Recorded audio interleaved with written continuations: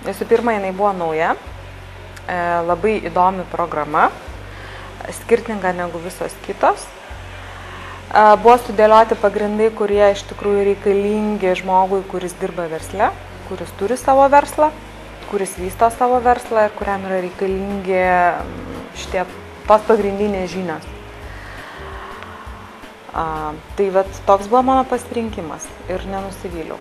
Perskaičiau programos aprašymą ir jisai toksai pritraukė, sužavėjo. Antras dalykas buvo, kad nors ir dirbau ekonomistų įmonės didelės, bet tiesiog norėjosi atnaujinti mikroekonomikos žinias, norėjosi, kad gauti tas žinias iš naujo dar kartą, nors jos jau buvo visos girdėtos universitete, tačiau norėjosi jas gauti dar kartelį tam, kad tiesiog sudėlioti tam tikrus dalykus į lentynėlės, į vietas ir kas manau pavyko.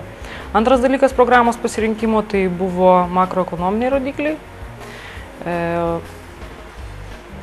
paskutinių paskaitų medžiaga, kuri buvo, kaip čia teisingiau pasakyti, tie makroekonominiai rodikliai, tai buvo tokia kaip ir paspirtis rinktis programą, nes visi apie juos kalba labai daug informacijos, bet kas jie yra, ką jie reiškia, taip sužinoti iš vidaus, iš specialistų, žmonių, kurie dirbo, kurie susijęs su to, tai tikrai buvo labai įdomu. Šios programos metu turbūt labai gerai susidėliojo į lentynėlės turėtos žinios, galbūt kai kurie aspektai, kaip jas galima pritaikyti. Mano lūkesčiai tikrai buvo pilnai pateisinti.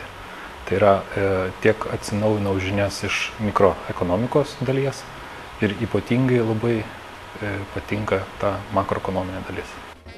Išmokom labai naudingų, teisingų instrumentų, kaip prognozuoti įmonės pajamas, įmonės pelningumą, kaip vertinti, tarkim, lankstumą, jautrumą tam tikrų produktų. Ir labai patiko Juozo Gransko paskaitos. Ypač buvo vertingos, bent jau man tiesioginiam darbe ir tai, ką aš išmokau, naudoju kiekvieną dieną. Iš esmės taip. Mikroekonominė dalis buvo labai puikiai, buvo labai šaunūs dėstytojai, šaunūs konsultantai, atsakė labai daug klausimų, sudėliojo labai daug dalykų į vietas, daug kas buvo primiršta, daug labai priminė.